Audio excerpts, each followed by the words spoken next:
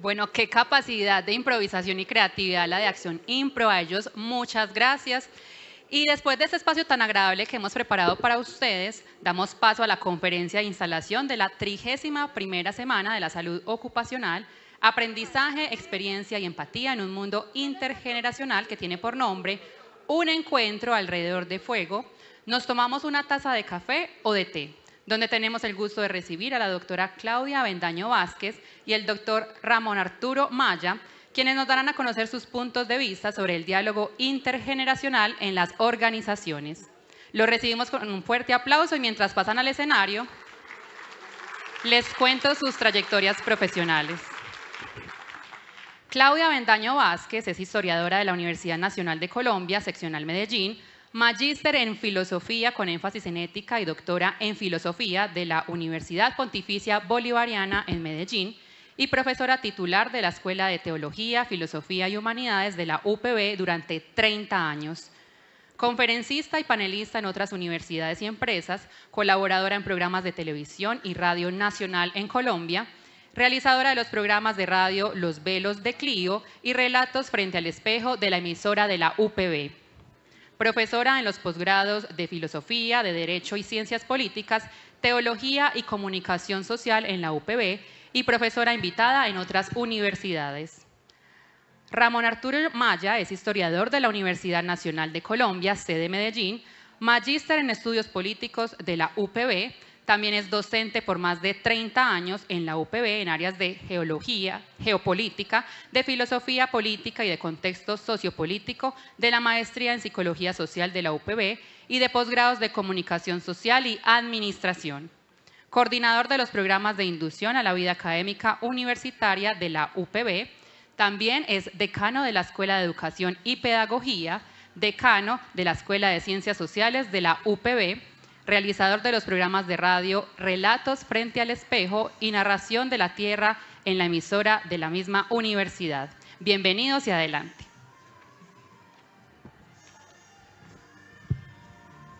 ¿Me haces un favor?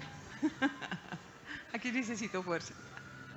Buenos días para todos. Espero que se encuentren muy bien. Para algunas personas puede resultar, y de pronto para muchas, un poco extraño, muchas gracias. Le puede parecer de pronto muy extraño el título, Un encuentro alrededor del fuego. Pues aquí nos lo ilustrar. Nos tomamos un té, nos tomamos un café. ¿Por qué una conferencia así? Y más aún cuando vamos a hablar de encuentros intergeneracionales en las industrias, en las empresas, en el mundo contemporáneo. Pues básicamente porque hay unos elementos que a veces la humanidad perdemos de vista, pero que seguimos manteniendo con nosotros. Básicamente nos vamos a encontrar con una condición y vamos a empezar por la época de las cavernas. En la época de las cavernas casi siempre nos imaginamos unas situaciones de gente muy melenuda, algo piojosa, un poco extraña. Sin embargo, hay una característica y es una ilustración muy frecuente y es un grupo de personas alrededor del fuego.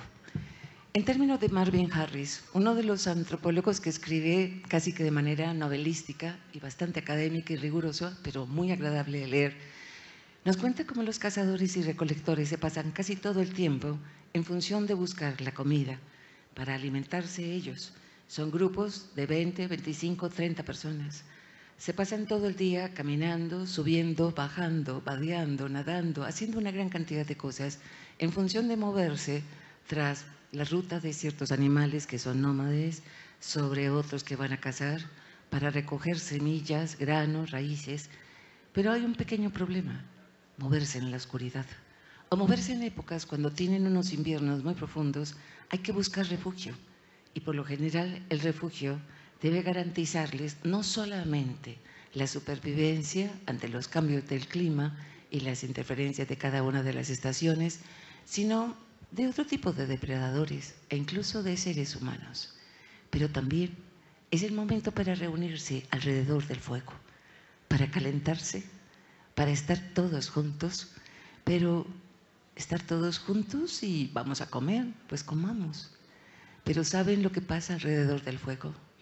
Se conversa y se empieza a conversar. Y alrededor del fuego, en estas cavernas primitivas, nos vamos a encontrar de que no hay diferencias de edades. Nadie está pensando en las diferencias intergeneracionales. Está desde el bebé de brazos hasta la persona más vieja. Y que conste que cuando digo más vieja, para cazadores y recolectores, es probable que sea un hombre de 35 años.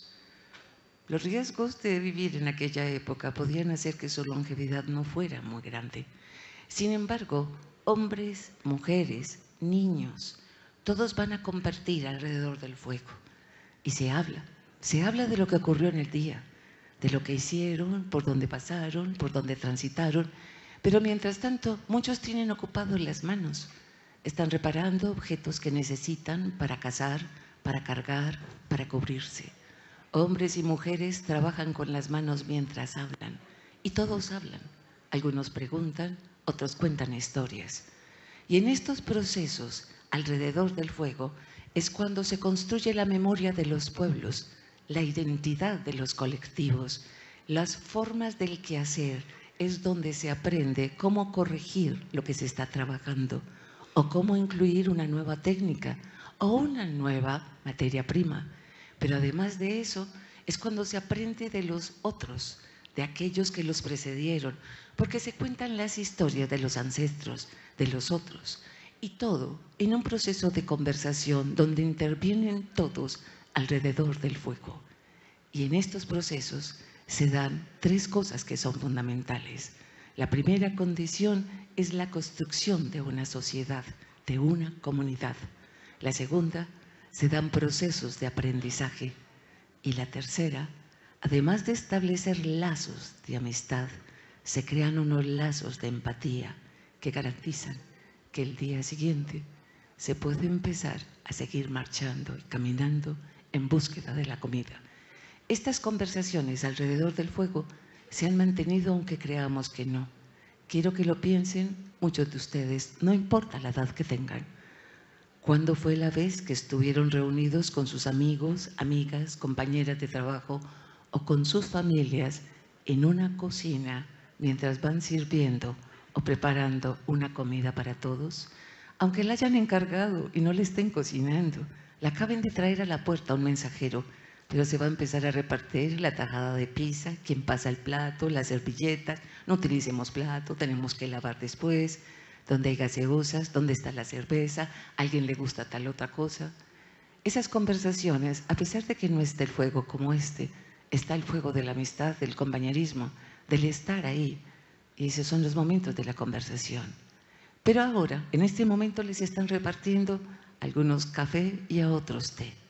¿Cuántos de ustedes se han enterado de las noticias más jugosas y más sorprendentes de su empresa en el cafetín?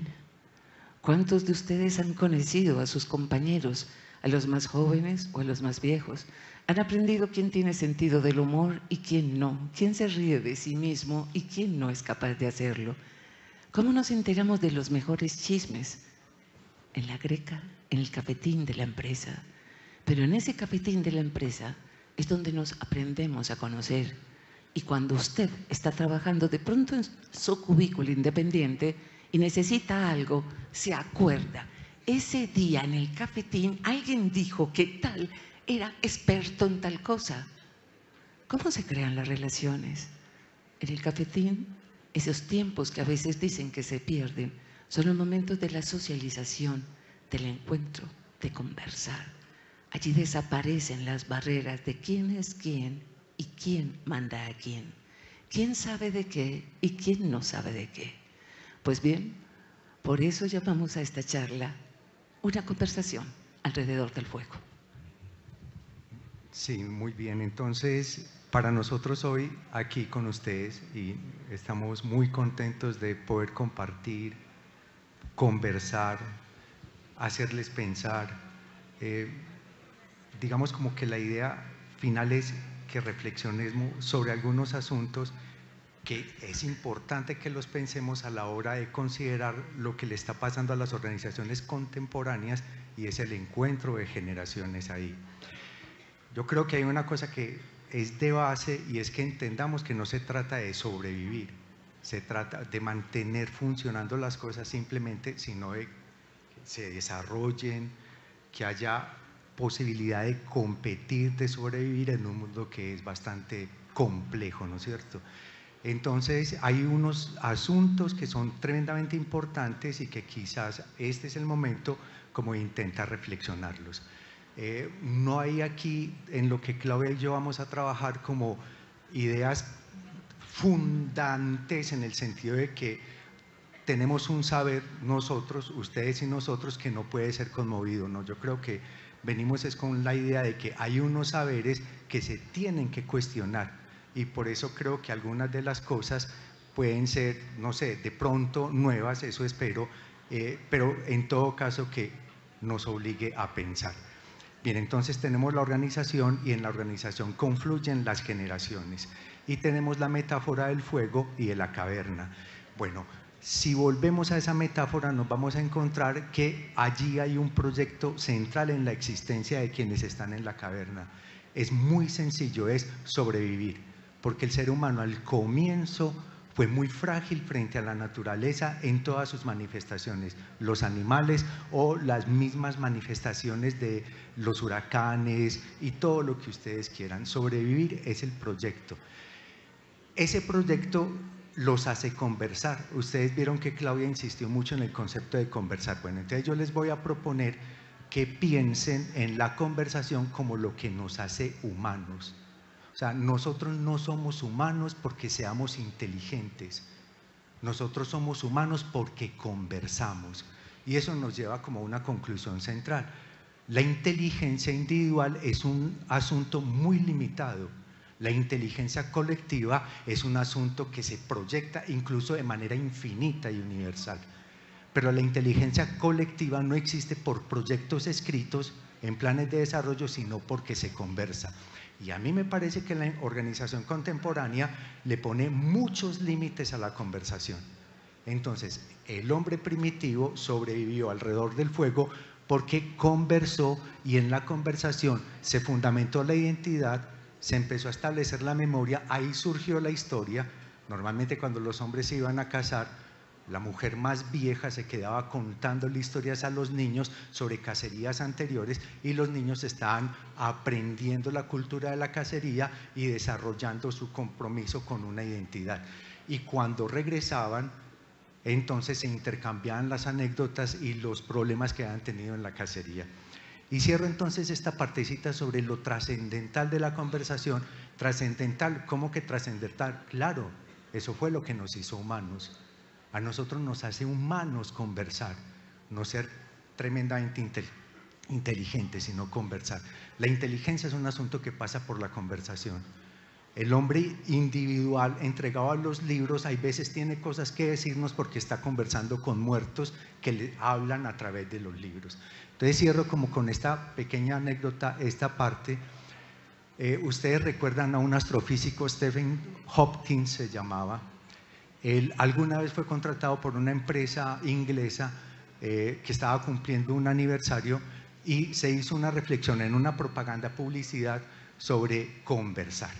Es muy linda, él termina diciendo que es lo que nos permitió ser humanos, lo que estamos diciendo acá, pero también que cuando no había conversación, entonces venía y mostraban unos tanques de guerra, unas ciudades destruidas, etcétera, etcétera. Entonces, romper la conversación es el tema de la guerra. Y el músico de Pink Floyd, David Gilmour, escuchó eso. Él venía en una pelea muy fuerte con Roger Waters, el otro líder de Pink Floyd, y escribió un disco muy hermoso que se llama Manteniendo la Conversación. Es una de las obras más lindas de Pink Floyd, se la envió a Waters. Waters apenas escuchó yo eso, dijo, basura, no me interesa esta basura, y Pink Floyd dejó de existir, ¿no es cierto? Entonces, las organizaciones contemporáneas, cuando les ponen límites a las conversaciones, están firmando como su acta de función. Y las conversaciones funcionan en los lugares más inesperados, como lo ha planteado Claudia, en los cafetines. Y cuando hablamos de innovación, tenemos que pensar entonces de dónde hemos de facilitar las conversaciones. Organización que no converse es una organización que la pasa mal, y termina muy mal. Con una condición: ¿cómo conversar con personas que son distintas a mí? De procedencia, su origen, educación, edad, realidades. Hablamos de que cada uno de nosotros tiene nuestras propias realidades. En el mundo contemporáneo nos enfrentamos a unas transformaciones cada vez más grandes. Una de ellas es que en las organizaciones, en las empresas, vamos a encontrar no 2, ni 3, ni 4.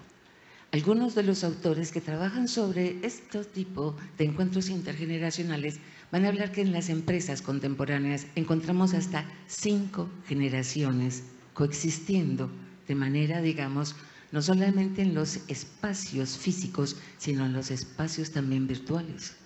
Nos vamos a encontrar con 5 generaciones que uno dice, ¿5? Son una exageración.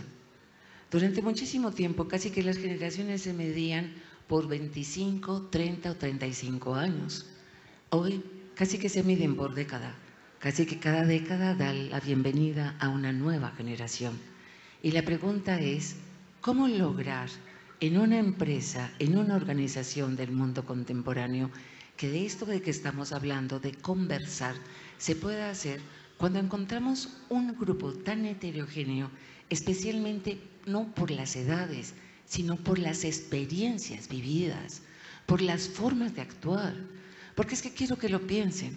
Para una persona como yo, que ya, yo digo, yo ya estoy vieja, ya estoy jubilada, de todas maneras yo siempre he pensado que nací en una de las más maravillosas, pero más maravillosas décadas del siglo XX. ¿Por qué? Porque me tocaron ver cosas que eran realmente fantásticas.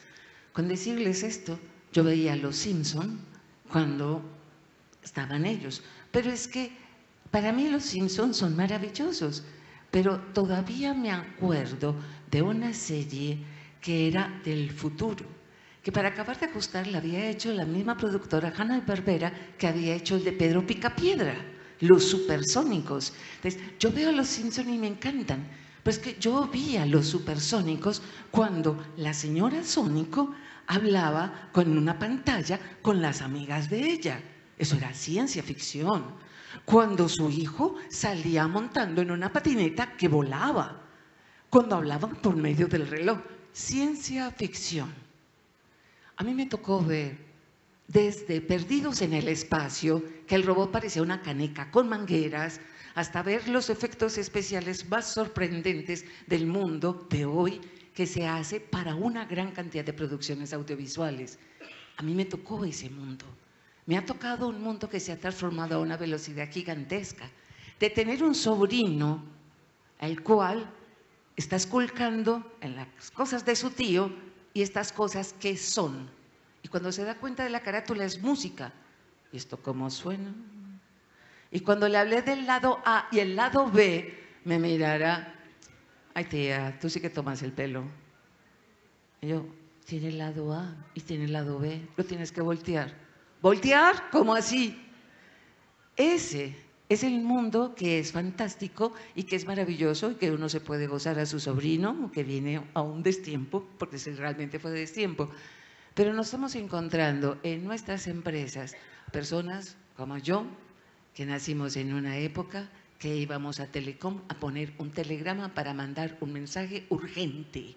Se había muerto la abuela y había que avisarle a los primos de Bogotá por un telegrama.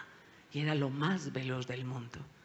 A quedarme frente a un computador golpeando la mesa porque esta carajada no se quiere enviar. Llevo 3 segundos esperando que un mensaje salga y considero que es muy lento el computador y el sistema. Esto está pésimo. Es que no se ha ido, es que no tiene un archivo muy pesado, es que uno... Eso nos ha tocado a algunos, pero la pregunta es, ¿nos hemos logrado adaptar? ¿Cómo logramos a las personas que nacieron hace 2 décadas, 3 décadas y están sentados aquí con nosotros? Cuando nosotros hablamos de cosas como, por ejemplo, Pink Floyd, o cuando nosotros hablamos de que nos tocaron los Supersónicos. Sí me tocaron los Supersónicos y me tocaron también los Simpson y me gustan. Los 2 lenguajes son completamente distintos. Pero ¿eso hace que sea imposible entenderlos? No, A veces encuentro que en Los Simpsons hay cosas de los supersónicos. Bueno, entonces las generaciones son hijas de los contextos, son hijas de épocas diferentes y nuestra actitud en relación con las generaciones es exactamente igual a la actitud que tiene la sociedad en relación con las generaciones. Por lo tanto, la empresa o la organización lo único que hace es reproducir lo que hay dentro de la sociedad allí en la empresa. Por eso, si habíamos dicho inicialmente que la conversación nos hace muy humanos, ahora yo diría que la segunda idea es que para el intercambio intergeneracional, digamos como el gran obstáculo son los prejuicios, ¿no es cierto? Claudia ha hecho una pintura del joven y la mayor. Eso ahí mismo se carga de un montón de prejuicios, la mayor no sabe nada de tecnología, por ejemplo. Y en lo que hemos estado trabajando esta mañana hemos hecho una reflexión muy fuerte sobre el conocimiento y el saber. Conocimiento y saber son dos asuntos que terminan convirtiéndose en sabiduría, y sabiduría diríamos que es como la gran posibilidad que nosotros tenemos de vivir bien. Entonces, para ser más humanos conversamos, para intentar integrarnos intergeneracionalmente fuera prejuicios, pero tenemos que conocer. Si a mí me preguntaran cuál es, digamos, como la gran posibilidad que tuvo el hombre de sobrevivencia a partir de la conversación y el proyecto único que tenía en la caverna de sobrevivir, fue que estableció muy pronto que los niños eran futuro, los jóvenes eran fuerza y los mayores eran experiencia. Y eso, entre comillas, lo explotó supremamente bien, ¿no es cierto? Acuérdense que el proyecto en la caverna era sobrevivir. Ahora, sí hay que preguntarse cuál es el proyecto de la organización. La gente no se une intergeneracionalmente si no hay proyecto. Y para poder entender las generaciones, nosotros tenemos que entender el contexto en el que surgen las generaciones. Y las sociedades evolucionan de una manera sorprendente. Sociedades ancestrales, el niño es futuro, el joven es fuerza, el adulto es experiencia. Pero eso desapareció. Desapareció la tierra, desapareció el campo, desapareció la agricultura, la ganadería. Eso está borrado en nuestras vidas. Salvo pues los fines de semana quienes tienen finca y van y lo ven. De resto, ese es un asunto que está lejanísimo. Los historiadores nos hablan de 4 revoluciones industriales, empezando por allá por la industrial inglesa y terminando en estas formas de revolución de alta tecnología. Todas ellas tienen una cosa en común: nos alejaron de la tierra y nos alejaron de la vida. Entonces hay que intentar a través del compartir el saber y en la conversación volver a rescatar cosas. Las sociedades industriales son sociedades de mercantilización del trabajo, es una cosa que lo entendimos y no lo podemos olvidar. Por lo tanto, allí no hay niño, joven y mayor, es fuerza de trabajo. Empiezan unos procesos de evolución, entonces tenemos como 2 grandes épocas: sociedades ancestrales y tenemos sociedades industriales. Ahí nos estamos moviendo. Y ahora Claudia mencionó un asunto que para nosotros y las reflexiones intergeneracionales son absolutamente necesarios, y es la década de los 60. Pero no es, claro, él vivió en los 60, entonces va a reivindicar esa época de los 60. Esos son los prejuicios. Yo veo mucho en internet los pequeños videitos de los antiguos eran muy resistentes, los jóvenes de hoy son muy frágiles. Ahí hay una cantidad de prejuicios. Yo incluso lo lamento un poquito por ustedes, porque es muy difícil poder vencer prejuicios si uno no entiende bien qué es lo que está pasando. Entonces, claro, uno dice, no, sí, claro, nosotros éramos muy guapos, jugábamos en la calle y no pasaba nada. En cambio, los pelados ahora tienen que jugar en canchas sintéticas y tienen enfermeros y enfermeras que les ayudan. Entonces, por eso hago un poquito de énfasis ahí, el tema de los prejuicios. Pero ¿por qué mencioné década de los 60? Porque se inventó un concepto que nunca lo habíamos tenido en la historia de la humanidad. Ese concepto que se inventó fue el concepto juventud. Si nos vamos a Roma, si nos vamos a la Edad Media, donde ustedes quieran, la colonia aquí, el concepto como ruptura, como idea de yo no soy como mi papá y yo me visto diferente con mi papá, no existió, pero en los 60 sí. Y no nos vamos a detener en eso, pero la ruptura es brutal, ¿no es cierto? Desde la música, hay un historiador que recomendamos mucho, se llama Erich Hobsbawm, dice: antes se escuchaba jazz, se empezó a escuchar rock, el rock es bestial, y acabó con su padre, cometió parricidio, y de esos jóvenes de los 60 se hablaban pestes. Les voy a decir una cosa que no les va a gustar, casi las mismas pestes que se hablan del reggaetón hoy, y eso es muy tenaz, porque en esa época el pop y el rock de los Beatles, los Rolling Stones, eran peor que el reggaetón para muchos. Entonces, que hoy nos da mucha brega aceptar eso. pero es así. Entonces, tenemos hasta el momento esos tres conceptos: sociedades ancestrales, sociedades industriales y el concepto de aparición de la juventud en la década de los 60. Y eso nos da, digamos, como poder dividir nuestra organización en 4 o 5 grandes generaciones que las tienen ahí proyectadas y que Claudia nos regala, digamos, como el concepto de cada una sucinto de esas generaciones. Con una condición: esto es de todas maneras arbitrario. Son divisiones como si las generaciones fueran por décadas, pero es lo que se ha manejado académicamente. Entonces vamos a encontrar lo que llamamos los veteranos. Los veteranos son, en cierta forma, una especie de personas maravillosas o desgraciadas. Son al mismo tiempo las dos cosas. ¿Por qué? Porque están ubicados entre 1930 y 1960 y de una u otra manera viven los ecos de la Primera Guerra Mundial. O sea, son educados por personas que aguantaron hambre, vivieron miseria y una de las grandes matanzas que habían vivido hasta el momento, que era la de la Primera Guerra Mundial. Pero les toca vivir la Segunda Guerra Mundial. Si la primera fue la Gran Guerra, la segunda fue un desastre. Aquellos que la vivieron directamente la convierten en una marca que nunca van a olvidar. Escuchar una sirena o el que tener que medir una cucharada de habas o de frijoles para que rinda para todos, los va a marcar. Y los va a marcar con un pensamiento que de alguna manera algunos autores consideraron que era más o menos como apocalíptico. O sea, alguna vez le preguntan a Albert Einstein, ¿cómo sería la Tercera Guerra Mundial? Y Albert Einstein se queda pensando. Él era un poco cascarrabias y que como cuando que le hacían preguntas que no le gustaban, se iba de las conferencias de prensa. Se queda callado un rato y la gente piensa, se nos va a ir, y tratan de hacerle una pregunta y dice, no, yo no he contestado la pregunta que me hicieron, ¿cómo será la Tercera Guerra Mundial? Se vuelve a quedar callado y dice, yo les voy a decir cómo será la Cuarta Guerra Mundial. Y la gente, pues si preguntaron por la tercera, la Cuarta Guerra Mundial será con palos y piedras. Muchos no entendieron la respuesta de Einstein, pero los que la entendieron comprendieron, y comprendieron aquellos que vivían de este periodo de tiempo de los llamados veteranos, porque pensaban, si hay una Tercera Guerra Mundial, es el fin del mundo, es el apocalipsis, no habría más futuro. Albert Einstein nos manda un futuro que sería volver a la época de piedra. Cuando uno crece bajo estas circunstancias, e incluso países como los nuestros, que aunque no vivimos directamente la guerra, todavía hay gente que en la costa atlántica, en Barranquilla, dicen todavía, no, a nosotros nos apagaban las luces porque venían los aviones alemanes. Y uno dice, ¿qué estaban haciendo aviones alemanes por aquí en la Segunda Guerra Mundial? Que sí, que los submarinos también, que iban para el Canal de Panamá.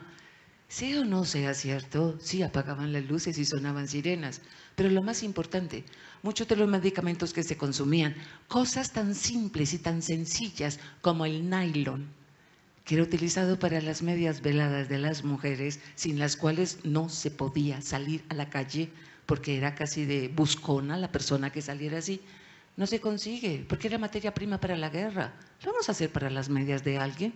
Entonces, dentro de estas circunstancias es gente con carencias, es gente con miedos, con una convicción de que no hay futuro para la humanidad ni para este planeta.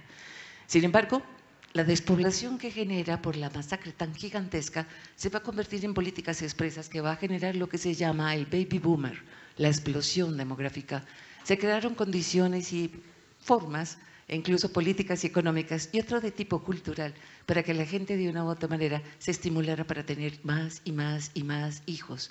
Pero estos hijos, cuando llegan a ser un poco mayores, se empiezan a aburrir de las historias de la guerra, que es que hay que ser precavido, que hay que guardar, que es que las vacas flacas y las vacas gordas, que sí, ya no quieren oír más de la guerra. Lo que quieren es hacer cosas distintas, acabar con esa pesadilla y no estar como con sus padres. Entonces nos vamos a encontrar que aquí aparece una generación donde aparece el concepto de juventud. Pero juventud fue creado ¿por quiénes? ¿Psicólogos, psiquiatras? ¿O fue creado por la publicidad o por la economía? Por las formas de producción.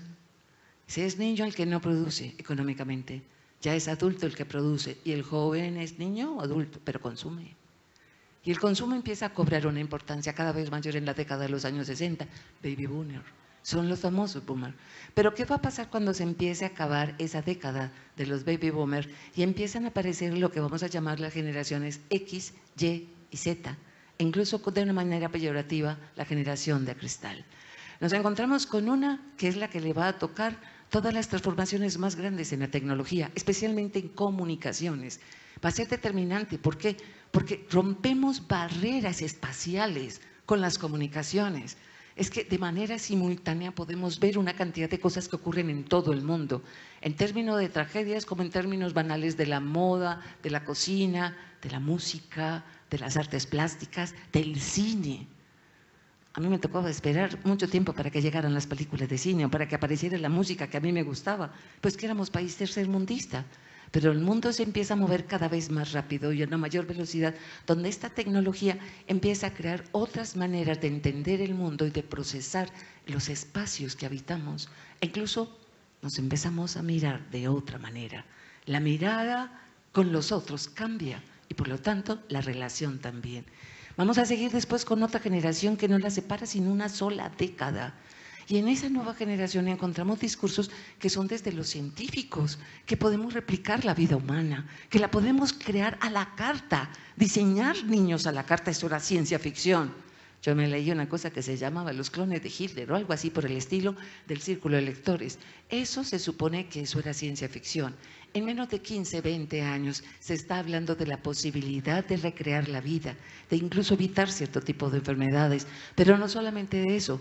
Incluso de llegarnos a decir, no nos preocupemos si se agotan las especies, porque hemos guardado y clasificado los genes de todos y tenemos el genoma claro de todos ellos y podremos rehacerlo.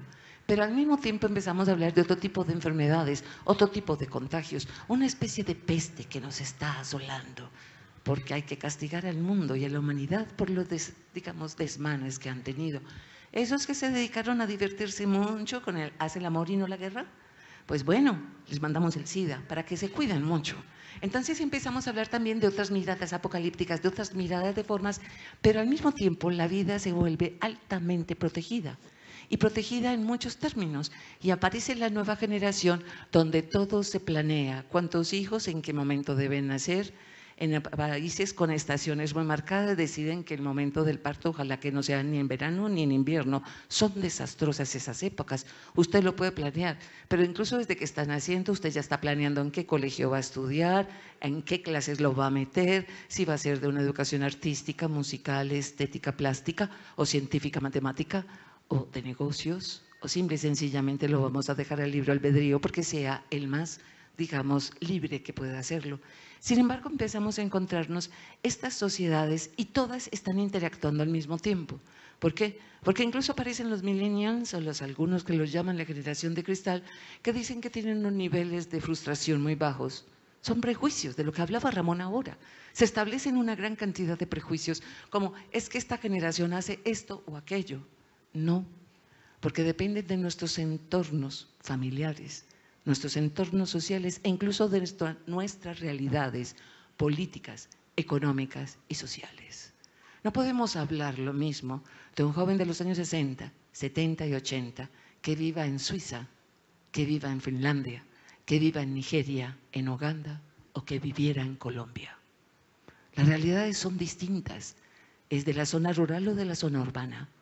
Estas condiciones las vamos a ir llevando para sociedades cada vez más industrializadas, que ya han pasado 2 revoluciones industriales, están empezando una nueva revolución industrial donde se atrae cada vez más a los núcleos urbanos a personas de muchas otras condiciones y realidades.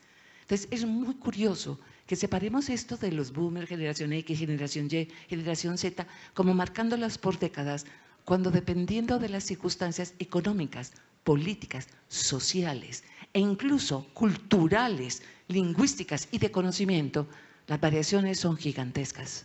No es lo mismo alguien de la ciudad al campo en un país como el nuestro. Piénsenlo en países, por ejemplo, africanos, centroafricanos, o quiero que lo piensen en regiones como en Nueva Zelanda. Las realidades son completamente distintas. Ahí aparece la figura del prejuicio.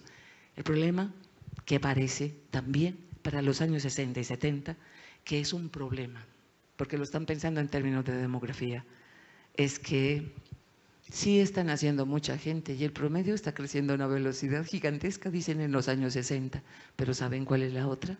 Que empieza a preocuparles, la longevidad. Cada vez llegamos a más viejos. Creo que si a alguien de los investigadores demográficos de los años 60 le hubieran dicho, en la tercera década del siglo XXI, algunos países alcanzan una longevidad propuesta, como en Japón, de 112 a 116 años para las mujeres por promedio. Y se está esperando que el año entrante se cambie de 120 a 124 años. ¿Qué hacemos cuando alguien ha cumplido 100 años y no existe un seguro en una línea aérea comercial? Tú tienes la historia. Hay unos trabajos muy fuertes sobre, los llaman superancianos. Son seres de más de 100 años que tienen capacidades casi las mismas de la juventud y muy buena salud. Y me ha llamado muchísimo la atención que los estudios ponen una constante en los superancianos y es la alegría. Nosotros en la charla tenemos, digamos, el concepto de que el escepticismo es la manifestación más clara de la ancianidad, el no creer en nada. Y el que no cree en nada, pues termina perdiendo también como la risa. Si nosotros volvemos a mirar las generaciones y nos detenemos un poquito en ellas porque no hay posibilidad de integrar si no se conoce, entonces los invitamos a que intentemos entender, digamos, como lo que es el núcleo de cada una de esas generaciones, no para diferenciarlas, sino precisamente para luchar contra los prejuicios.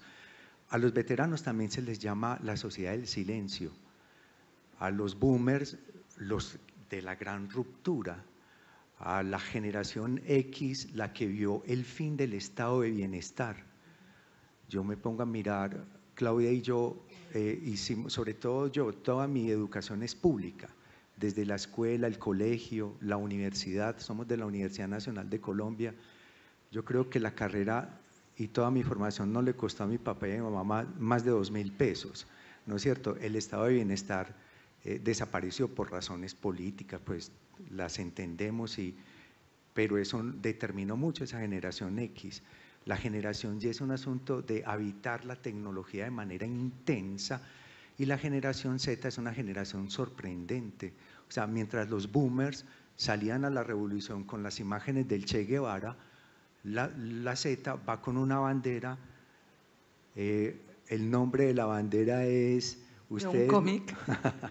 Del cómic japonés, no sé si alguno la recuerda, One Piece, mírenla en internet, es una bandera de un cómic, o sea, y en este momento los hemos visto en Tailandia, en Malasia, en el Perú, en el Paraguay, tumbando gobiernos, ¿no es cierto?, con una bandera Jolly Rogers, One Piece, que es un personaje de cómic que quiere realizar sus sueños.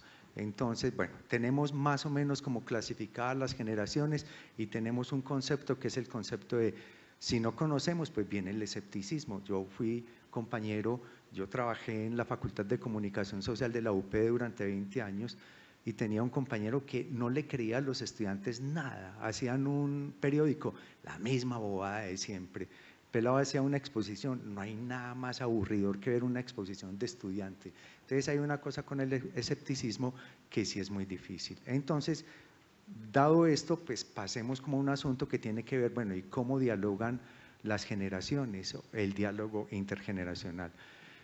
Nos ha hecho inteligentes hablar, es importante vencer prejuicios y los prejuicios se vencen solo desde el conocimiento, no desde lo propositivo. No voy a tener prejuicios, no, cuando yo conozco, venzo los prejuicios. Los diálogos intergeneracionales. Hay dos formas de educación definitivamente, hay una educación que es muy instrumental. Yo les invito a que se pregunten cuál fue la educación que recibieron y hay una educación que es formar para el pensamiento crítico. Yo sí creo que se diferencia por décadas, o sea, hay una época en la historia de la humanidad en la que se educa más en base al pensamiento crítico y hay otra época que es mucho más instrumental. Entonces yo les voy a pedir que peleen un poquito con la idea de que lo que es educativo tiene que dar resultados instantáneos, lo educativo tiene que dar una base y es la capacidad de pensar de manera crítica, Y eso no es tan sencillo lograrlo, ¿no es cierto? Entonces, las generaciones se diferenciaron también a partir de la educación que recibieron. Hemos hablado entonces cómo pasamos ya de sociedades industriales a estas sociedades nuestras, que no son estrictamente hablando sociedades industriales. La ciudad de Medellín fue una ciudad industrial, hoy no lo es, a pesar de que tiene industrias. Hoy es otra forma de ciudad. Si nosotros vamos a buscar dos características en las dos formas de sociedades, la industrial y las sociedades de hoy, las ciudades, nos encontramos que en las industriales habían barrios y el intercambio en los barrios era permanente. Y en las sociedades contemporáneas son las cámaras de vigilancia y el encierro como la gran característica. Entonces eso también nos diferencia mucho como seres humanos, quienes se criaron en barras y quienes se criaron, yo lo digo así de manera un poquito dura, en la silla de atrás del carro del papá que los llevaba como a todas partes.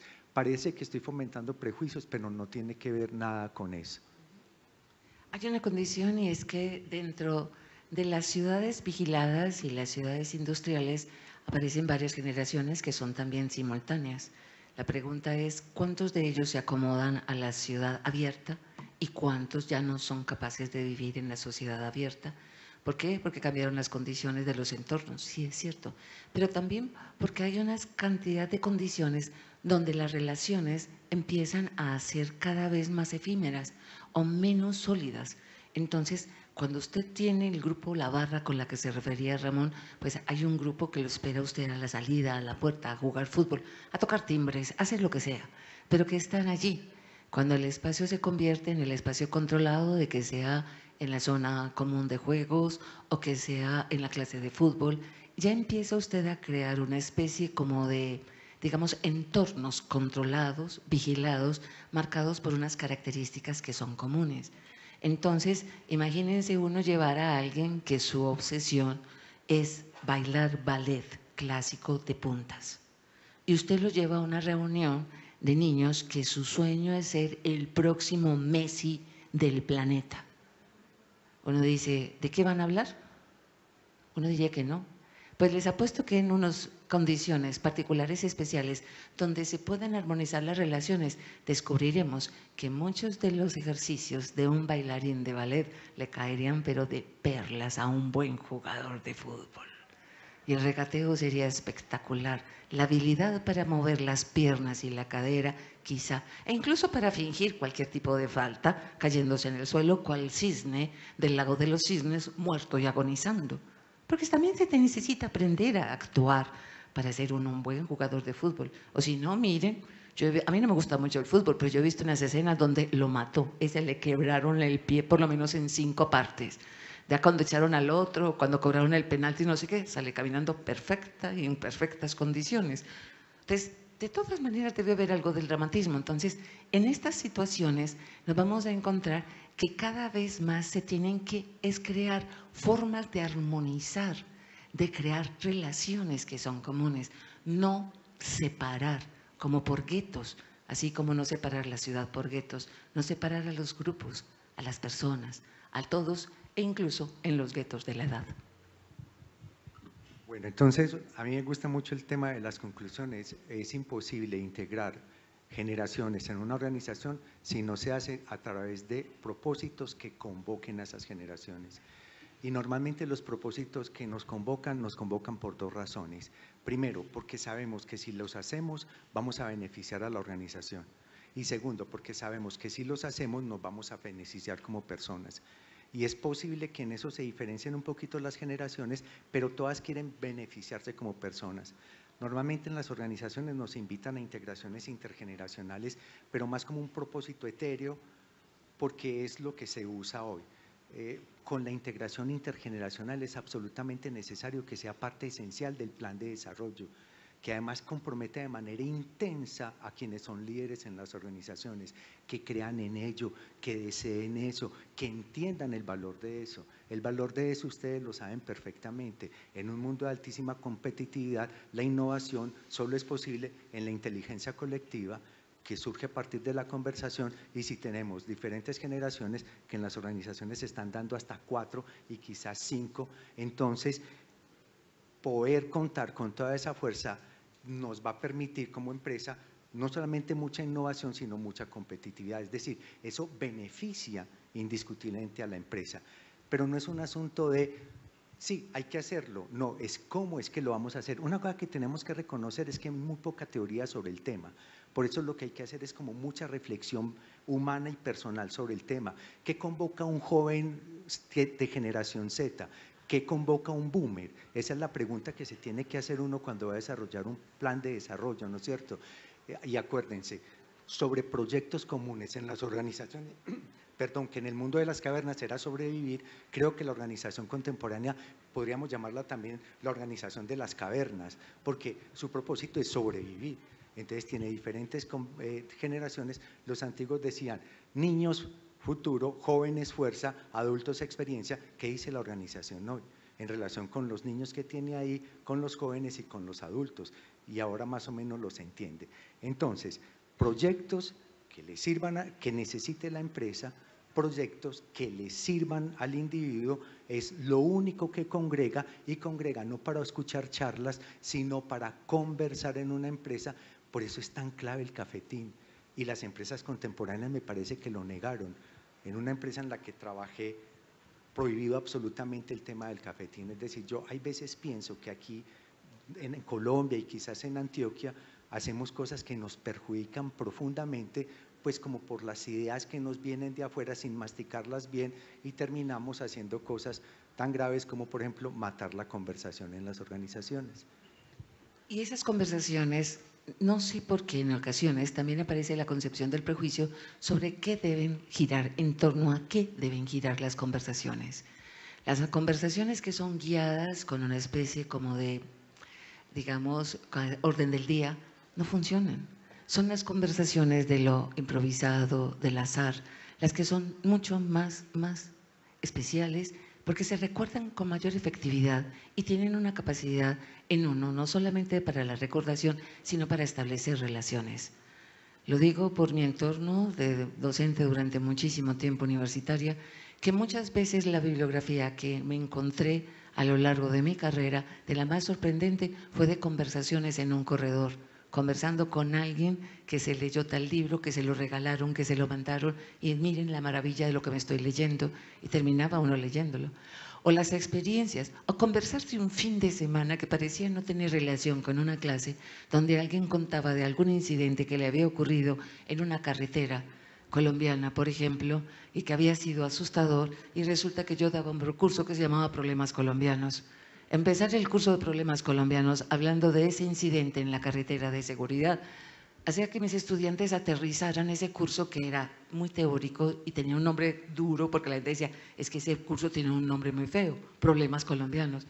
Es que es nuestra realidad en la que vivimos. Entonces, claro, más de uno empezaba a asociarlo, y era de una conversación en un corredor, una conversación entre clases, una conversación con cualquiera, espontánea, o incluso cuando uno tiene la costumbre, algunos dicen que es una mala costumbre, a mí no me educaron pensando que era mala, me educaron fue diciendo que yo no debía decir que la tenía, porque eso sí era muy mal educado.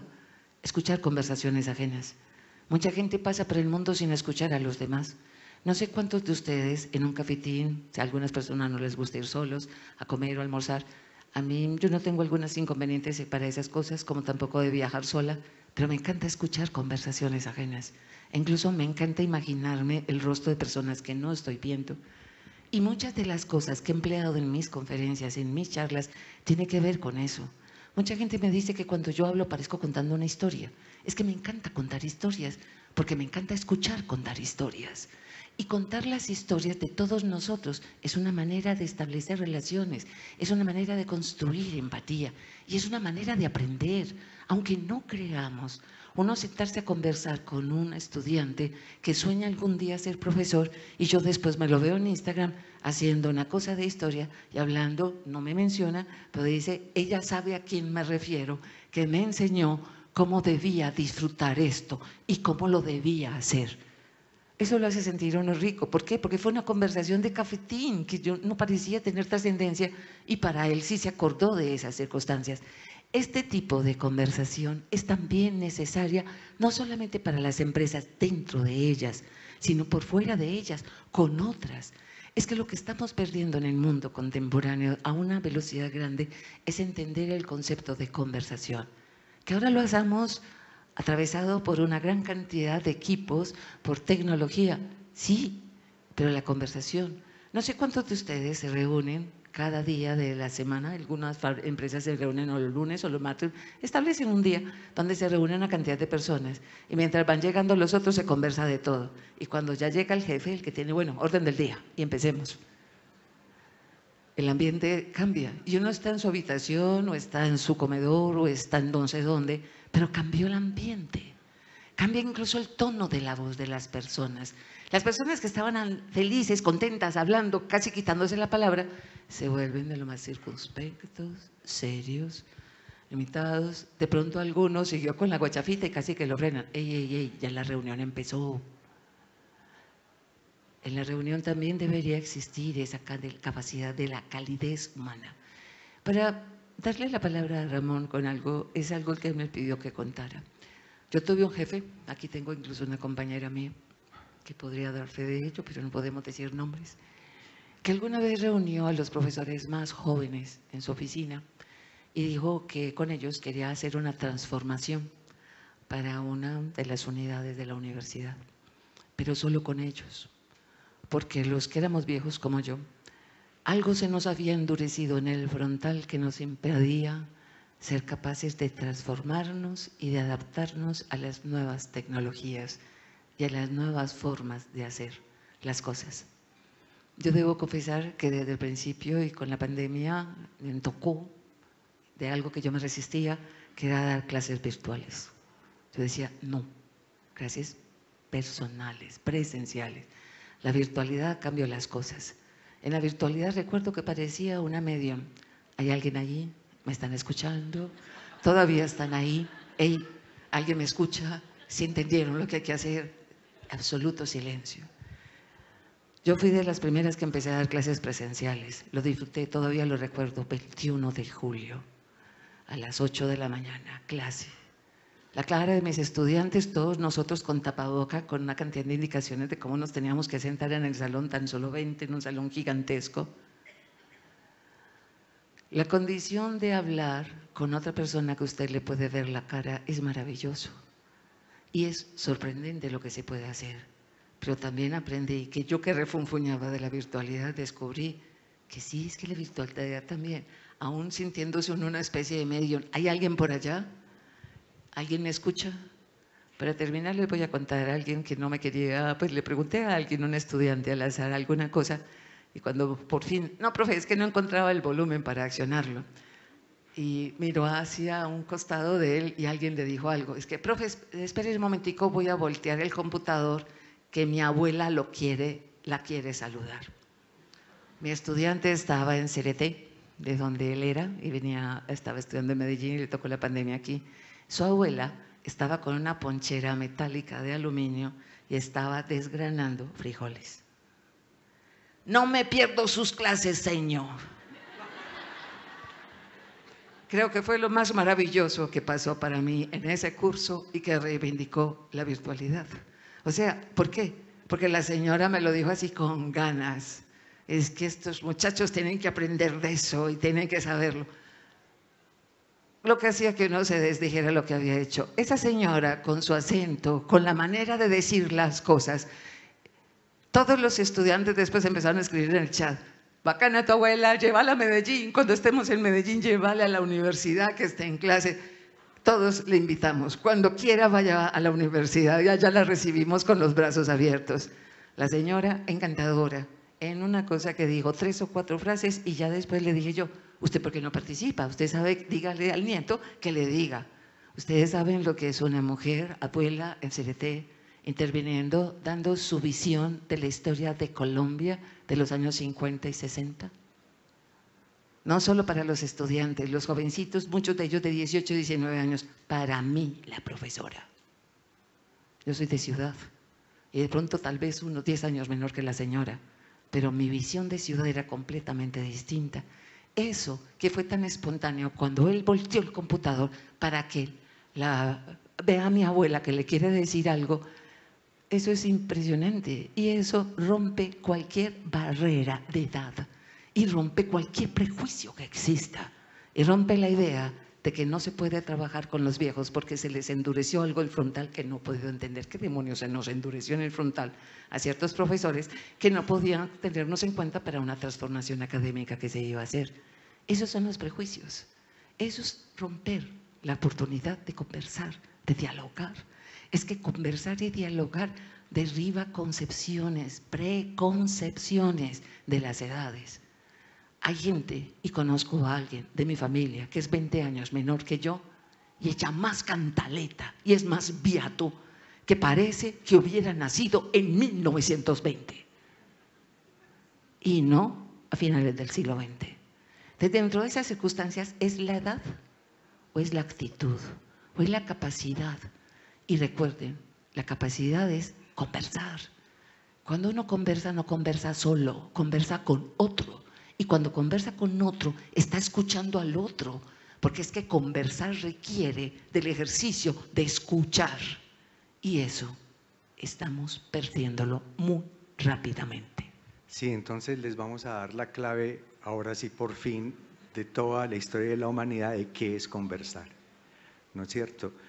O sea, póngale cuidado, tenemos dos caminos para hacerlo. El primer camino es el académico, intelectual, filosófico, riguroso, y el otro es el de las historias. Dentro de los impro de ahora, la de, acuérdense, un pendejo con maestría, a mí me gustó muchísimo, porque yo soy muy amigo de un filósofo norteamericano que ya murió, que se llama Richard Rorty, que era, no hay nada más complejo que la filosofía norteamericana, es una filosofía analítica. Cuando publican un libro lo leen los compañeros filósofos y nadie más. Y los compañeros filósofos no lo logran entender del todo, entonces empiezan a escribir contra el libro y así se va desarrollando la filosofía analítica. Este era un gran filósofo analítico, escribió una obra llamada La naturaleza y el espejo, que puso a pensar a toda la filosofía norteamericana, porque en él termina diciendo cosas como estas: la gente, préstenle cuidado y verá que la vida les cambia. La gente no entiende de conceptos filosóficos o politológicos, la gente entiende historias. Y pone como ejemplo los negros norteamericanos del siglo XIX que empezaron a luchar por la libertad y ellos no lo hicieron porque hubieran leído a Montesquieu, a Voltaire y a todos esos personajes de la Revolución Francesa, sino porque leyeron una novelita llamada La cabaña del tío Tom. Y entonces, dicho en paisa, es posible que a nosotros nos cambien más las novelas de la cine y Netflix que los grandes textos, y esto pues molesta a los académicos, pero yo estoy convencido de ello. Entonces voy a recorrer el camino de las historias para darle la clave, que ya Claudia la mencionó, de qué es conversar. Hay un autor alemán que me gusta mucho y se lo recomiendo fuertemente, se llama Hermann Hesse. Tiene dos libros maravillosos. Para mí el libro más hermoso de la vida se llama Demián. Ese libro no les voy a hablar de él. El otro se llama Siddhartha. Siddhartha es Buda y Buda fue un personaje histórico muy sabio que nos enseñó como dos cosas, entre millones de cosas. Una, la importancia de la respiración. Hay gente que vive la vida sin respirar ni una sola vez, de manera consciente. Entonces yo les hago la invitación a que respiren mucho, mucho, mucho, de manera muy consciente. Claudia es de mal dormir, ella y yo somos esposos, y ella tiene una técnica que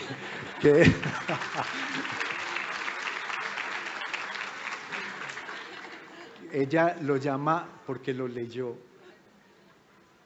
¿Saben cuál es la literatura? El tipo de literatura que lee mucho Claudia. Filosofía, antropología, sociología, arqueología. No, novelas rosa, novelas de amor. Toda una noche leyendo novelas de amor. Entonces es de mal dormir y se acuesta y empieza a respirar. 4 segundos inspirando, 7 reteniendo, 8 expirando. Y ella tiene pues ahí conocida la teoría de todo lo que eso motiva en nuestro bello cerebro. Perdón, yo le interrumpo. Esas cosas parecen muy serias, ¿cierto? Yo leo de todo, pero me encanta la novela frívola. Pero soy alguien que todavía lee con cuaderno y lapicero al lado. Entonces, lo que me llama la atención me parece como una exageración, una mentira. Yo lo tomo a nota y después lo busco. Me leí una saga de 9 novelas de SEALs, de estos marinos expertos en tumbar cosas, volar gente, rescatar a todos sus compañeros, nunca dejar a su compañero herido porque se lo cargan encima, que tienen una semana horrible de entrenamiento, pues si no, son únicos. Y naturalmente son novelas de acción, de los buenos son los gringos, salvan a todo el mundo y naturalmente siempre se encuentran con mujeres que los hacen aterrizar un poquitico y los aterrizan bastante. Y en una de esas novelas ellos pueden dormir en ocasiones 10 o 15 minutos, pero tienen que dormir en unas fases de sueño especiales. Y leí lo del 4, inspirar 4, retener 7 y después exhalar por 8. Me pareció muy simpático el 4-7-8. Y me puse a buscarlo cuando, parece que sí, y que lo han trabajado. Algunos dicen que es una forma de placebo. Yo no sé si es placebo, a mí me funciona. Y si es placebo, funcionan las mil maravillas. Pero eso que se refería Ramón es básicamente eso. La lectura es también conversar con ella. O sea, uno lee una cosa y busca en otra parte y la mete en su vida y uno termina hablando de lo que lee, aunque sea novela rosa. Y ahora duerme más que Sauce, que es la gatica que tenemos, que duerme todo el día. ¿De cuál es el libro del que les voy a hablar de Germán Hesse? Siddhartha. Léanse ese libro. Yo se los voy a dañar porque se los voy a contar en 30 segundos. Es un joven brahman, es decir, de esas clases muy altas, que decide, joven, en el mundo antiguo, no en los 60, romper con su padre. Y le dice, quiero conocer el mundo. Y el padre le dice, no, porque tu destino es sucederme a mí. Entonces él le dice, bueno, entonces me voy a quedar aquí para obedecerte, no irme, pero no me voy a mover. Y pasó toda la noche de pie debajo de un hermoso árbol. Y el papá pensó que eso se le iba a pasar por la mañana cuando estuviera agotado y con ganas de ir a desayunar. Pasó la noche, se levantó el señor papá, fue a la ventana y ahí estaba el chico, parado, quieto. Y el papá se dio cuenta que se le iba a morir ahí. Entonces lo llamó y le dijo, bueno, haga lo que quiera.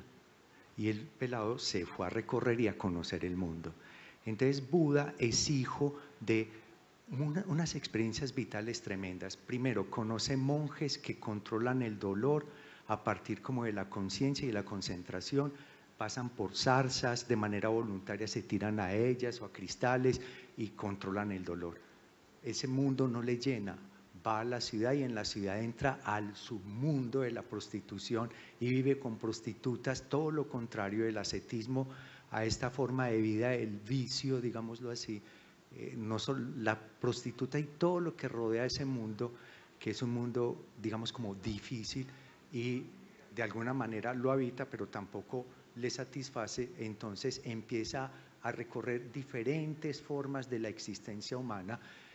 Acuérdense que empieza como con monjes ascetas que tienen unas especies de escuelas para enseñarle a uno a controlar el dolor, y después de muchos años y de pasar por tantas experiencias de santones, meditación, de disolución, de conseguir dinero, de vivir sin dinero, etcétera, etcétera, llega un hombre adulto a un río y necesita que lo pasen.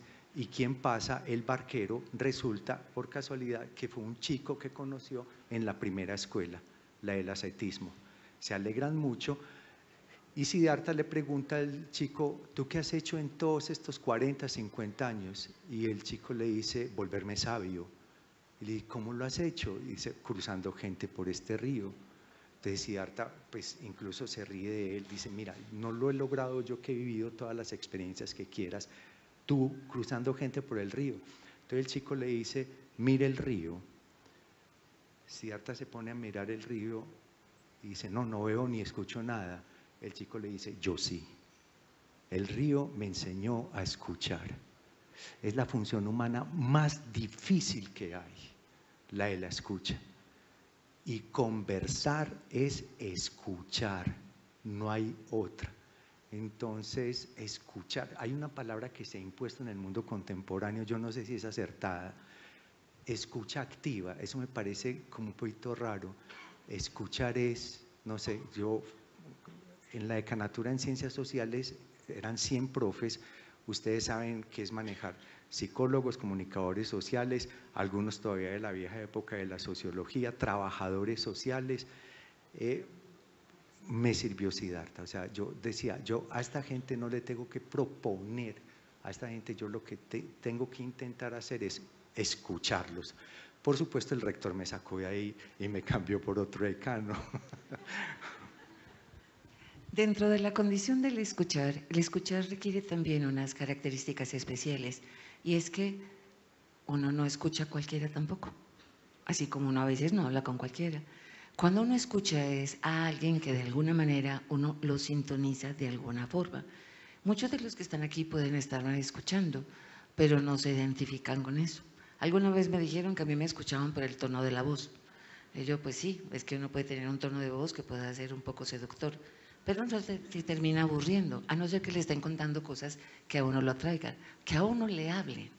O sea, escuchar es también una conversación interior, porque muchos de los que están aquí escuchando, ahora vamos a darle espacio para las preguntas, de todas maneras, durante lo que hemos dicho, pueden estar, yo no estoy de acuerdo con eso, no, pues ni más falta, o sí, nos ha pasado igual, o eso se debió haber tratado de tal manera. Uno por dentro está sometiendo a la misma persona que está escuchando, la está conversando con ella, está discutiéndolo, a veces lo verbaliza y en otras ocasiones no.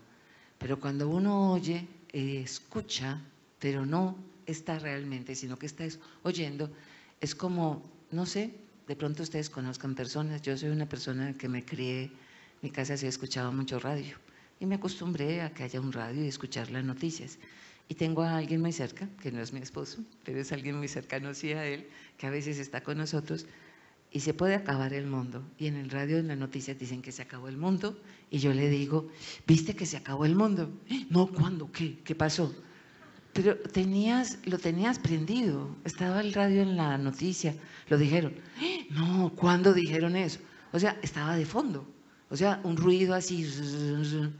Otra cosa es esa escucha, que muchos la han llamado la escucha activa, pues que la escucha activa a veces implica es que usted tiene que quedarse callado para que el otro hable. Sí, es que así funciona.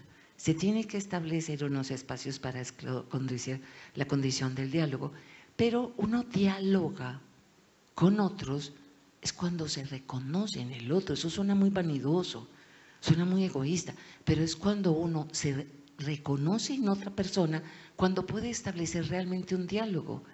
Cuando usted lo que ve en otra persona es alguien que piensa distinto a usted, actúa distinto, viene de otra realidad, usted puede ser muy respetuoso y escucharlo, pero ya. Pero cuando la persona tiene unas condiciones en las cuales usted empieza, incluso pueden ser diametralmente opuestas, pero usted puede empezar a darse cuenta que qué tengo en común y qué no tengo en común, estoy de acuerdo, no estoy de acuerdo, sí me parece, no me parece. Eso ya es mi diálogo personal, pero estoy escuchando es a alguien. Si eso no pasa, no hay conversación. Por eso, cuando se habla de un diálogo intergeneracional, no es que uno habla y el otro calla, porque uno habla y el otro escucha. No, porque es que el que está escuchando también está hablando, o no lo hacemos. Yo conozco a más de uno, sobre todo por mis estudiantes, que juro que eran los más atentos a clase, pues le podría preguntar, ¿qué fue lo que dije? Cualquier cosa de la que haya dicho.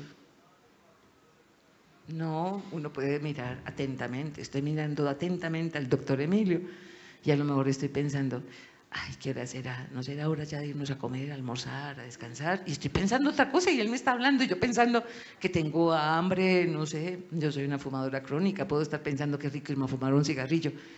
No es una forma de conversación. La conversación necesita no solamente del que habla, sino que sea una escucha y conversar. Reconocerse en el otro es fundamental para estos diálogos. Bueno, entonces yo voy a hacer una cosita un poquito maluca, pero hay que hacerla. Existen entonces unas herramientas, que eso sí es muy importante, que permite, digamos, como el diálogo intergeneracional.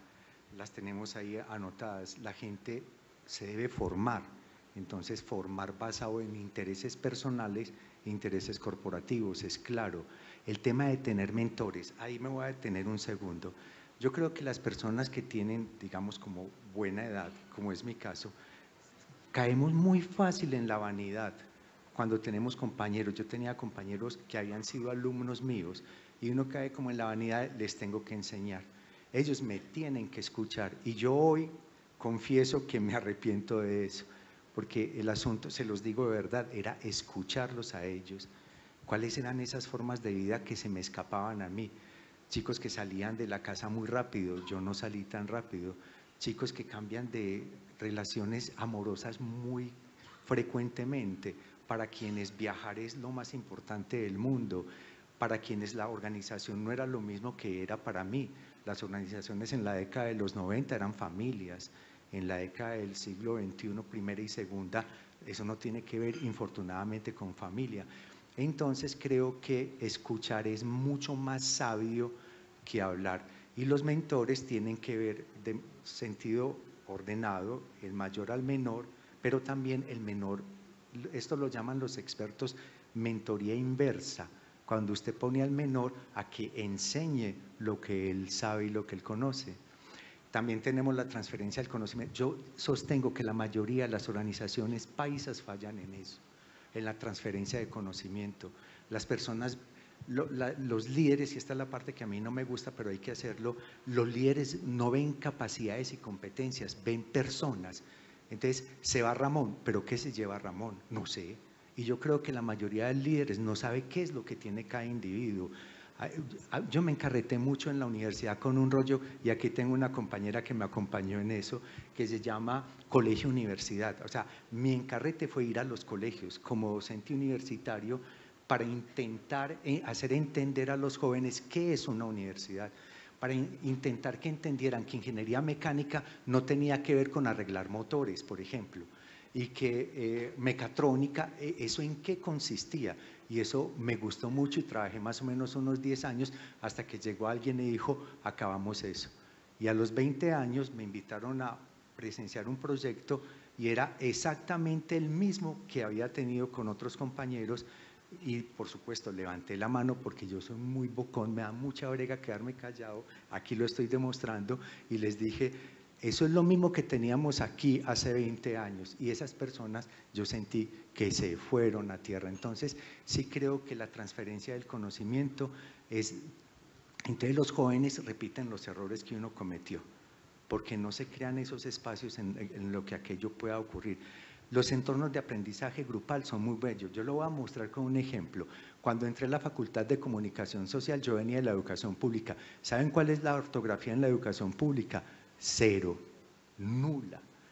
Pero entonces cada error ortográfico que ponía en la pared, todos los alumnos me caían. Esos son los entornos de aprendizaje. Hoy tengo una buena ortografía por eso. O sea, a uno no lo educan así como los conceptos, tampoco lo educan las normas y las reglas. A uno lo educa el entorno, el ambiente. Entonces, por ejemplo, en una organización, más que introducir el sabio, lo que hay es construir ambientes en el que entre ahí mismo empieza a respirar eso y se empieza a transformar. La construcción de ambientes que empieza por gestionar no personas ni edades. ¿Saben cuál es el peor problema de todo esto? El edadismo. Es la primera pregunta, ¿cuántos años tenés? Para calificar o descalificar. Normalmente para descalificar. Ah, es muy jovencito, tiene 20 años. Qué pereza. Ah, está muy viejo, tiene 59, ya casi se jubila. Qué pereza. El edadismo. Y es muy difícil que no lo saquemos porque la sociedad es edadista, ¿no es cierto? La sociedad nos transfiere eso. Una de las cosas que como profesor no logré nunca digerir fue, profe, ¿y ese libro de qué año es? ¿A vos qué te importa? O sea, ¿qué es ese afán de leer el último libro? Hay libros que son muy valiosos. Yo no sé si estarán de acuerdo conmigo, la Biblia es muy valiosa y ni siquiera sabemos hace cuánto y qué recolección de información se hizo allí. Y los desafíos, a uno lo unen los desafíos. Si no tenemos desafíos, si no hay proyectos, es como muy difícil. Entonces, ¿contra qué hay que pelear? En último término, muchísimo, contra el edadismo. Por lo tanto, entonces se trata de fortalecer la comunicación, que esto sea un asunto del día a día. Pues si esto no es de día a día, nos volvió a ocurrir lo mismo. Fuimos a un congreso, nos dijeron cosas que pueden ser valiosas y no nos van a servir para absolutamente nada. Hay un rollo con el talento. El talento es un asunto difícil de definir. Miren, yo puedo ser el capitalista que tiene un super equipo de fútbol y tengo a las superestrellas y les digo, metan goles. Ellos tienen talento, pero les aseguro que con un equipo bien organizado no van a meter goles. Entonces hay un asunto del talento que pasa por el individuo y pasa por lo organizacional. La inteligencia colectiva, dirían algunos, que se genera a partir de la conversación, no a través de la lectura de los últimos textos sobre inteligencia colectiva, pues aunque eso pueda molestarles un poquito, funciona a través de las conversaciones entre las personas. Entonces, en estos días me estaba diciendo un amigo, mi hija fue torturada en el colegio hasta que el colegio entendió que ella no era como su hermana mayor, que era una académica de tiempo completo, sino que su encarrete era la cocina. Pero tampoco estoy de acuerdo con la idea que me tocó también habitar mucho del líder diciendo, es que hoy los jóvenes solo quieren escalar montañas y saber de culinaria. Carreta, porque hay jóvenes que quieren seguir leyendo a Cervantes, que quieren seguir leyendo la Biblia, que quieren seguir leyendo Siddhartha de Thomas Mann, ¿no es cierto? O sea, el prejuicio es, viejos no siempre son malos en tecnología, hay veces son voladores. Entonces, gestionar talentos y no gestionar edades es un asunto. Y el talento, es que no lo he definido porque es un asunto complejo de definir. Es aquel que cuando abre la boca, de alguna manera nos da luces y esperanzas y no nos tira un hueco de la desesperanza. Yo fui profesor también de Problemas Colombianos y un compañero al que quiero mucho, que una vez me puse a conversar con él antes de ir a la clase. Colombia está jodida, el narcotráfico, las guerrillas, la política, la corrupción. Y yo llegué a clase y les dije, vengo deprimido, muchachos, porque les tengo que hablar de problemas colombianos y yo no creo ya en este país. Menos mal, eso me duró 30 segundos, porque los muchachos empiezan con el rollo de, no venga, profe, vamos a mirar qué es lo bonito de Colombia. Y voy a terminar, yo veo que hablo mucho para darle la palabra a Claudia, en historia de Colombia. Normalmente la gente no logra entender ¿qué es historia? Historia no son, digamos, como que una persona escribió un libro del pasado, no. Historia es intentar entender el pasado para poder entender este presente. Entonces, ¿cuál es el tiempo de la historia? El presente. Vamos al pasado para intentar entender al presente. En Historia de Colombia hay dos grandes historiadores. Uno se llama, y cuando les digo historiadores, no es, me perdonan, el político viejito que se sentó y escribió una obra, porque eso está lleno de prejuicios. Entonces, ¿qué hace un investigador? Un historiador. La palabra historia en el jonio antiguo es investigar. Un historiador lo que hace es investigar. ¿Qué me dice esto? ¿Qué me dice la arquitectura? ¿Qué me dicen los gestos? ¿Qué me dice? Tantas cosas, ¿no es cierto? Entonces, este investigador se llama Marco Palacio Rosso. El mejor libro de historia de Colombia que hay se llama Colombia entre una nación a pesar de sí misma. Ese libro, ese título es tenaz, Marco Palacio Rosso. Cuando usted lo lee, deprimido, o sea, mucha sangre ha habido en nuestro país. Y hay otro historiador que se llama Eduardo Posada Carbó. El libro se llama Colombia, una nación soñada. Y cuando uno lee, lo más hermoso del país. Entonces, en historia, eso somos nosotros. Somos Marco Palacio Rosso y somos Eduardo Posada Carbó. Pero lo tenemos que entender, porque si no lo entendemos, los asuntos de conversar, humanizar y otros asuntos importantes no tienen. ¿Qué es lo que les estoy diciendo? Hay que entender de dónde venimos. Y eso es lo único que nos permitirá entender para dónde vamos. Y en el mundo contemporáneo, de todas maneras, vamos a seguir enfrentándonos a unas sociedades cada vez más atravesadas por la intergeneracionalidad, de encontrarnos con muchos, digamos, personas procedentes de muchos lugares diferentes, de grupos etarios distintos, con percepciones del mundo diferentes.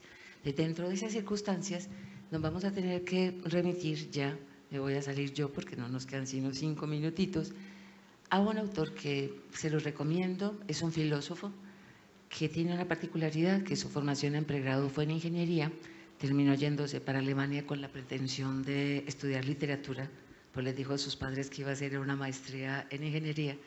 Realmente cuando empezó a estudiar literatura en alemán, a este coreano le tocó difícil, le recomendaron que se metiera en filosofía porque la filosofía era más lenta que la literatura y así podía dominar mejor el alemán. Byung-Chul Han, escritor, filósofo, tiene un documento, es muy pequeño, muy cortito y se lo recomiendo. Es cómo redimir al hombre digital y cómo redimirlo a través del jardín. El jardín para redimir al hombre digital. Este texto, que es cortito, él incluso escribe muy corto, sus libros parecen de vaqueros, de 128 páginas y cada articulito son como 3 o 4 paginitas para masticar y para leer. Pero este del jardín para el hombre digital nos está invitando de nuevo a la contemplación, a sentarnos, a observar cómo la naturaleza crece con su lentitud, cómo va avanzando. Y la invitación no es a los viejos, no es a los niños, es para todos. Todos los hombres hoy, de alguna manera, estamos involucrados en el mundo digital. Y quiero que lo piensen de esta manera. Digital, dedo. Y este dedo del digitus es el de la dedalera. Y la dedalera es un veneno, es un tóxico, con el cual podríamos matar a todos los que están en esta reunión. Bueno, a mí me encanta hablar de la cocina, el amor, las mujeres y las brujas. Y la dedalera es un veneno y es un tóxico, pero al mismo tiempo es un analgésico. Para una época en que no se manejaban los analgésicos y el dolor podría ser enloquecedor, el manejo adecuado del mundo de la digitalina puede ser su salvación. Pensar con calma, observar al jardín y pensarlo en términos de digital, digitalina, dedalera. Puede ser un somnífero, como puede ser un tóxico para matarnos y dejarnos sin poder respirar. Pero a veces un pequeño toque de lo digital nos permite respirar hondo y ver crecer lentamente a nuestro jardín. Por cosas así es que hay veces me llegaban a mí los estudiantes a la oficina y me decían, profe, cuídese de la profe. Y uno me dijo una vez, es que, profe, Claudia es un lado oscuro. Tenemos un programa de radio y el director le dice, Claudia, bien cruenta. Con Byung-Chul Han, que ustedes se dan cuenta que supieron que acaba de recibir la princesa de Asturias, el núcleo central de su discurso es somos esclavos del teléfono. Fíjense que para el encuentro intergeneracional lo que hemos hecho al final es hacer un intento de que ustedes se piensen ustedes. Y este es uno de los asuntos, por ejemplo, Claudia lo ha pensado con el tema, lo ha planteado con el tema del jardín. Nosotros nos jubilamos en la universidad, nos dieron incluso el espíritu y estamos muy contentos por eso, pero nos volamos a otro mundo y sin haberlo propuesto terminamos, después de construir la casa, un jardín de nativas y de nativos, bores, lirios, pino romerón, un montón, garra de oso, y recordamos mucho a Byung-Chul Han porque en el jardín los lirios amarillos le florecen cuando ellos digan. Y hay veces se demoran hasta un año. Y el mundo contemporáneo, el gran problema que tiene es el problema de la velocidad. Y la velocidad termina esclavizándonos. La velocidad es olvido. La lentitud es memoria. Eso es del gran escritor sobre la memoria. Ahora me acuerdo, porque esto siempre me pasa en las clases. Y el otro asunto que quería también compartirles en relación con este tema de pensarse a sí mismos para poder escuchar, para poder integrar, pero nunca olvidar que eso es un proyecto de los líderes. Si no hay líderes, no hay posibilidad. Es Michel Foucault y la idea de el cuidado de sí, que era otro de los puntos que les queríamos compartir, que tiene que ver con entenderse, cuidar de sí para cuidar de los otros y cuidar el entorno. Para terminar, Milán Kundera. Milán Kundera. Para terminar, los invitamos a reivindicar el cafetín. Tomarse un café, un jugo, una agüita con los compañeros. 5 minutos, no es perder la vida ni perder el tiempo. Esos 5 minutos quizá transformarán los mundos de las próximas y próximas generaciones que esperamos que existan.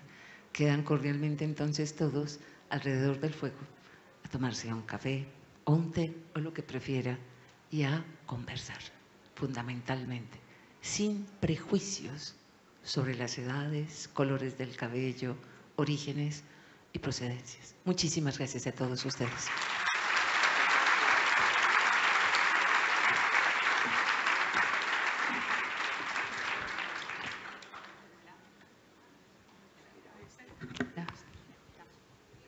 Bueno, nos encantaría seguir escuchándolos, pero creo que como ustedes lo mencionan, los pasillos serán un gran momento para poder abordarlos a ustedes, tener grandes conversaciones e incluso entre ustedes mismos. Bueno, después de esta mañana de aprendizaje en el marco de la 31ª Semana de la Salud Ocupacional, aprendizaje, experiencia y empatía en un mundo intergeneracional y del Congreso de Ergonomía, Higiene, Medicina y Seguridad Ocupacional en su versión número 45, agradecemos entonces a todos los profesionales que han hecho presencia en este espacio y que da apertura en estos días de aprendizaje. Vamos a tener entonces también un receso en este momento de 45 minutos, volvemos nuevamente a la 1:30 de la tarde, para que puedan aprovechar entonces este tiempo para ir a almorzar, disfrutar de un café, conversar como lo mencionaban estos dos grandes historiadores, y los invitamos también a que también puedan escanear los códigos QR que se encuentran en diferentes espacios de este evento para conocer más de la programación. Recuerden también la página web www.corporacionsoa.co. Muchas gracias. Ay, me encantó escuchar.